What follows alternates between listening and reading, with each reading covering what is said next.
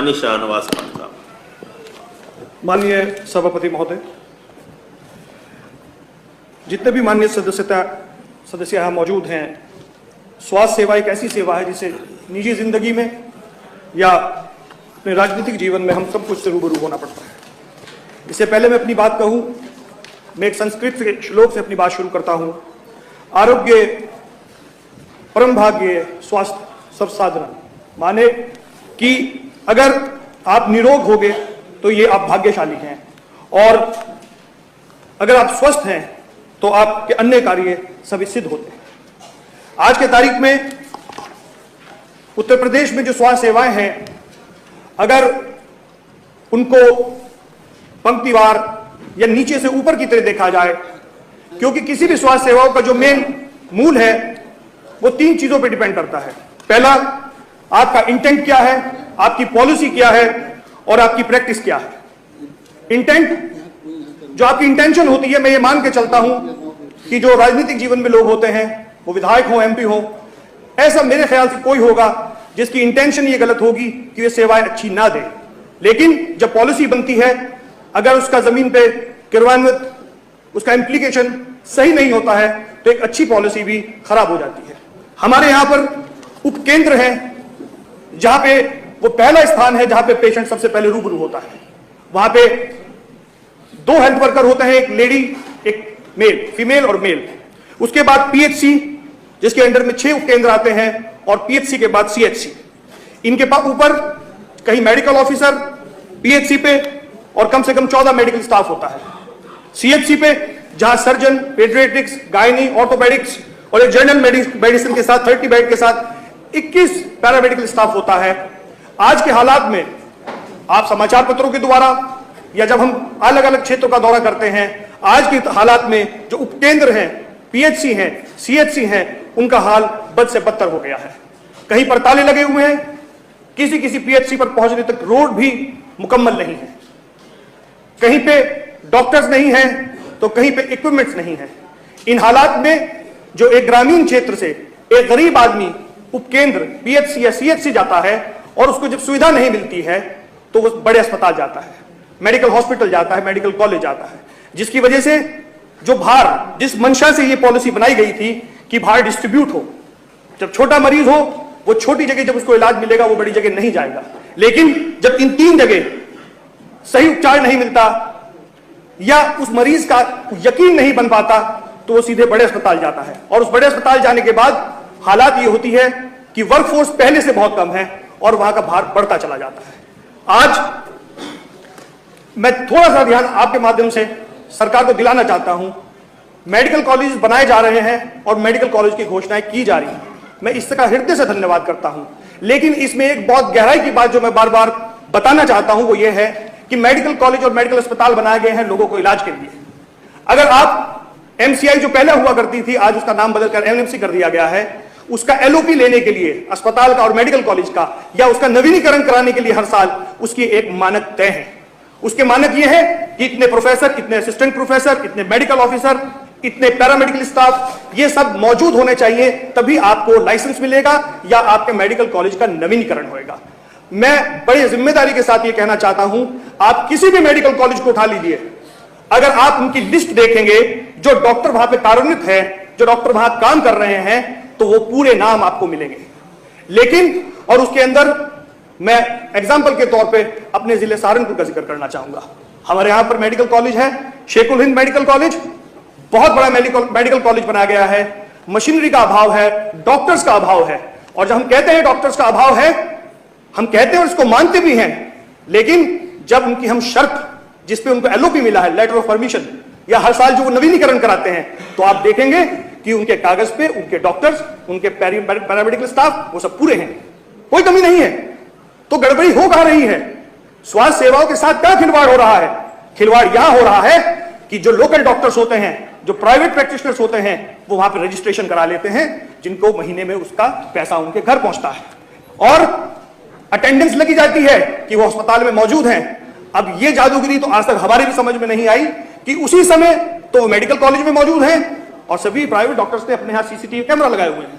अगर उस दोनों समय को मिला लिया जाए तो अटेंडेंस में वो मेडिकल कॉलेज में भी मौजूद है और उसी वक्त में वो अपनी निजी अस्पताल में प्रैक्टिस भी कर रहे हैं। तो जो हम स्टाफ की अभाव की बात करते हैं, डॉक्टर्स की अभाव की बात करते हैं, तो ये वो कुछ चीजें हैं, जैसे मैंने पहले कहा, पॉलिसी बहुत अच्छी बनाई जा सकती है, लेकिन अगर उसका इंप्लीकेशन, उसका इंप्लीमेंटेशन अच्छा नहीं होगा तो कहीं ना कहीं हम प्रदेश की जनता को धोखा दे रहे हैं और स्वास्थ्य सेवाओं के साथ खिलवाड़ कर रहे हैं। एनएमसी की जैसे मैंने बात की, एनएमसी में अभी कुछ वक्त पहले सीबीआई की एक जांच बिठाई गई है। 73 ऐसे डॉक्टर पकड़े गए हैं इन मेडिकल कॉलेजेस में जो कि फॉरेन ग्रेजुएट्स हैं। अगर कोई फॉरेन से ग्रेजुएशन करके आता है तो उसको इस देश में आके अलग से एक टेस्ट देना पड़ता है, तब जाके वो अधिकृत होता है, वो किसी अस्पताल में इलाज करे। ये पकड़े गए हैं। अब इसके अलावा जब मैं दूसरी बात करता हूं सेवाओं की, सुविधाओं की या पॉलिसीज की, एनएचआरएम, एनवीआरएम, राष्ट्रीय स्वास्थ्य मिशन जब ये बना गया था, ये संचार और गैर संचार जो बीमारियां होती हैं इसके लिए जननी सुरक्षा कार्यक्रम, राष्ट्रीय बाल सुरक्षा कार्यक्रम, निःशुल्क दवा, फ्री डायलिसिस और आयुष्मान कार्ड, कहीं ना कहीं जब ये पॉलिसी बनाई गई थी इसका मकसद था न्याय संगत, सस्ती और गुणवत्ता।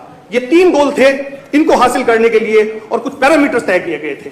स्वास्थ्य सेवाएं सिर्फ कहने भर से अच्छी नहीं हो जाती, क्योंकि ये एक वो चीज है जिसमें से हर वर्ग का आदमी, चाहे वो मध्यम वर्ग का हो, चाहे वो गरीब हो, इवन जो अच्छे परिवार से भी लोग आते हैं, पैसे से मजबूत हैं, वो प्राइवेट हॉस्पिटल्स में जा रहे हैं। अगर उनके आप हालात देखें तो आज हर डॉक्टर के पास अपना एक मेडिकल प्राइवेट स्टोर है। जब मैं कभी विदेश में कहीं गए और वहां किसी अस्पताल में जाना पड़ा, हमने कहीं नहीं देखा कि दवाई का नाम लिखा जाता है, हमेशा एक सॉल्ट का नाम लिखा जाता है। मेडिकल स्टोर पे जाइए और उस सॉल्ट से रिलेटेड जो दवाइयां होंगी। लेकिन आज ये समय आ चुका है कि जब आप प्राइवेट हॉस्पिटल में, जब अस्पताल में, सरकारी अस्पताल में आपको इलाज नहीं मिलता तो आपको, आपकी नजर और आपको इशारा कर दिया जाता है प्राइवेट हॉस्पिटल्स की तरफ, और जब वहां पहुंचते हैं आप तो आपको जो दवाई डॉक्टर लिख के देगा, ये मेरा अनुभव है, मेरा निजी अनुभव है, वो दवाई उसके मेडिकल स्टोर के अलावा पूरे जिले में आप घूमते रहिए, अगर कहीं मिल जाए ये मुमकिन ही नहीं हो सकता। मैं जो बात कह रहा हूं, जब ये योजनाएं सरकार की बनाई गई तो उसमें कुछ गोल तय हुए। एक गोल तय हुआ MMR, मैटरनल मोर्टेलिटी रेट, जिसमें यह कहा गया 1000 के ऊपर 1, reduce IMR infant mortality rate, reduce TFR total fertility rate और रिड्यूस एनीमिया जो RBC की कमी होती है। यह बताई गई और बड़े बड़ा प्रचार हुआ, अखबारों में फ्लैक्स लगाए गए किस तरह से इन योजना का कार्यान्वयन किया जा रहा है। लेकिन ये सारी पोल जब नीति आयोग की रिपोर्ट आती है और हम सबसे निचले पायदान पर पहुंचते हैं तो इसकी सारी पोल खुल के सबके सामने आ जाती है। आप नीति आयोग की रिपोर्ट उठाइए, पूरे हिंदुस्तान में जो स्वास्थ्य सेवाएं हैं उनको 2 भागों में बांटा गया, बड़े प्रदेश और छोटे प्रदेश। उन बड़े प्रदेशों में हम सबसे निचले पायदान पर हैं। हालात यह है कि अगर आप जो कैटेगरीज बांटी गई थी उसमें एस्पिरेंट, अचीवर्स और फोर्थ रनर्स, हम उसमें भी निचले पायदान पर हैं। उसके बाद जो दूसरा इंडेक्स आया जिसमें बताया गया completion of DSP reporting of P form, उसमें भी हम सबसे निचले पायदान पर हैं। एक दूसरा चार्ट आया जिसमें तुलना यह की गई कि नेशनल मोर्टेलिटी रेट, जो कि हमारा गोल है, जिन सेवाओं का हम दम भर रहे हैं, जिन सेवाओं का हम प्रचार कर रहे हैं, जिन सेवाओं से हम ये बताने की कोशिश कर रहे हैं कि हम गरीब को, एक मध्यम वर्ग को एक सही स्वास्थ्य सेवाएं दे रहे हैं, वो रेट आया जिसमें नेशनल मोर्टेलिटी रेट था, उसमें भी हम सबसे निचले पायदान पर हैं। ये नीति आयोग कह रहा है। उसके बाद अंडर 5, जो 5 ईयर से 5 साल की उम्र से कम का जो मोर्टेलिटी रेट है, उस ग्राफ में भी हम सबसे निचले पायदान पर हैं। उसके बाद आता है सेक्स रेशियो एट बर्थ, उसमें भी हम सबसे निचले पायदान पे हैं। जब ये रिकॉर्ड में देखता जा रहा था और तो कहीं ना कहीं वो डर विवाद मेरे हृदय में हो रहा था कि इन हॉस्पिटल्स में जहां हम पॉलिसीज बना रहे हैं और सरकार द्वारा धन भी आवंटन किया जा रहा है, क्या सिर्फ हमारी जिम्मेदारी यह है कि हम स्वास्थ्य सेवाओं की पॉलिसी बना दें और ये कह के कि बड़े बड़े विज्ञापन लगा दें कि ये पॉलिसी बन चुकी है, लेकिन हमारी जरूरत ये बनती है कहीं ना कहीं उसकी इंप्लीकेशन को देखा जाए, उसको बहुत करीब से देखा जाए। हम पक्ष विपक्ष में हो सकते हैं, लेकिन कहीं ना कहीं विपक्ष से भी कभी कभी ऐसा सुझाव आ सकता है कि जो सरकार को मददगार हो, इन सुविधाओं को उन गरीब लोगों को पहुंचाने के लिए अपनी बात को आगे बढ़ाते हुए नीति आयोग की रिपोर्ट में जहां तक कि फुल इम्यूनाइजेशन कवरेज की बात आती है, उसमें भी हम सबसे निचले पायदान पर हैं। पर प्रदेश of ANC registered with the first time, जो पहली बार रजिस्टर कराते हैं, उसमें भी जितने भी प्रदेश हैं उसमें भी सबसे हम निचले पायदान पर हैं। और प्रोपोर्शनल ऑफ इंस्टीट्यूशनल डिलीवरीज, इसमें भी हम निचले पायदान पर हैं। अगर नीति रिपोर्ट की बात करूं तो मुझे और 1 घंटा लग जाएगा और यह बात खत्म नहीं होगी। जहां तक कि इलेक्ट्रॉनिक मीडिया और प्रिंट मीडिया की बात आती है और सोशल मीडिया की बात आती है, कहीं ना कहीं इसके नुकसान तो कहीं ना कहीं इसके फायदे हुए हैं। जब सरकारें अपनी हर धर्मी पे आ जाती हैं और वो ये तय कर लेती हैं कि हमें सुनना नहीं है, तो कहीं ना कहीं ये जो मीडिया है, ये जो घटनाएं होती हैं, ये पहले नहीं हुआ करता था, नहीं पता चलता जालौन में क्या हो रहा है, उन्नाव में क्या हो रहा है। लेकिन आज हम ऐसे प्लेटफॉर्म पे खड़े हैं, स्वास्थ्य सेवाओं के साथ जो खिलवाड़ हो रहा है वो सबके सामने है, सबके सामने उसको देखा जा सकता है। चाहे जालौन की घटना हो जिसमें खुले में एक बच्चे को जन्म दिया गया, सुन के डर लगता है, आदमी असहाय हो जाता है कि इसमें मदद कैसे की जाए। चाहे हाथरस की बात हो, जहां पे एक घटना हुई, एम्बुलेंस को बुलाया गया, पुलिस वालों ने एम्बुलेंस, तो एम्बुलेंस स्टार्ट नहीं हुई, दूसरी एम्बुलेंस के लिए कहा गया तो एम्बुलेंस स्टार्ट नहीं हुई। बात प्रतापगढ़ की कर ले, जहां पे स्ट्रेचर नहीं मिली तो एक बेटे ने अपनी मां को अपने कंधे पे उठाकर अंदर ले जाना पड़ा। मैं कोई कटाक्ष नहीं कर रहा हूं, मैं कोई कमी गिनाने की बात नहीं कर रहा हूं, लेकिन हम सब इंसान हैं। जब इन घटनाओं को पढ़ने को मिलता है या देखने को मिलता है तो कहीं ना कहीं हृदय परेशान होता है। देखने को मिलता है, आप उन्नाव में जाइए जहां एक ई रिक्शा में एक बूढ़ा व्यक्ति खड़ा है और उसको ग्लूकोज की बोतल लगी हुई है, वो उस ई रिक्शा के जो आगे हैंडल होता है उस पर टंगी हुई।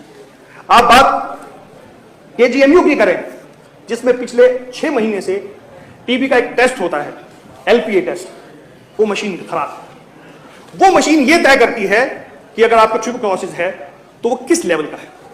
अगर वो निचले लेवल का है तो आपकी मेडिकेशन अलग है, अगर आपका वो हायर लेवल का है तो उसकी मेडिकेशन अलग है। आप इमेजिन करिए कि 6 महीने से, मेरे पास नाम तक भी हैं, अगर मैं चाहूंगा तो उसको प्रस्तुत कर दूंगा, पिछले 6 महीने से उस मशीन के खराब होने की वजह से डॉक्टर अपने अंदाजे से दवाई दे रहे हैं। उन अंदाजे से दवाई देने से होता क्या है कि पता चलता है ट्यूबरकुलोसिस के जो लेवल है वो हायर साइड है, लेकिन उसको दवाई बहुत मध्यम या जो लोअर साइड वाली दवाई है वो दे रही है। ये इलाज वाला बीमारी है, इसकी दवाई है और एक साधारण सी दवाई है, लेकिन क्योंकि सही टेस्ट नहीं हो पा रहा है, आज के तारीख में इतने लोग जिन्होंने पूरा कोर्स पूरा कर लिया है और उसको दोबारा टीबी का जब उनकी जांच होती है तो टीबी गई नहीं है। इसकी बहुत बड़ी वजह है और ये बहुत बड़ा इंस्टीट्यूशन, जब मैं ये बात कह रहा हूं, आप आयुष्मान कार्ड की बात करते हैं। आयुष्मान कार्ड जो पहले इसका सॉफ्टवेयर था, आइडेंटिफिकेशन सॉफ्टवेयर 1.0, उसको बदलकर अब 2.0 कर दिया गया है। पहले सीमित खत्म होने वाला है। उसके बाद उस आयुष्मान कार्ड, पहले सिर्फ आधार कार्ड और अपने अंगूठे का निशान आपको देना पड़ता था। आज की तारीख में आपके आयुष्मान कार्ड की जो इंफॉर्मेशन है वो अपलोड नहीं हो रही है। अब आपको अपने चेहरे का, आपको आपके मोबाइल पे ओटीपी आएगा।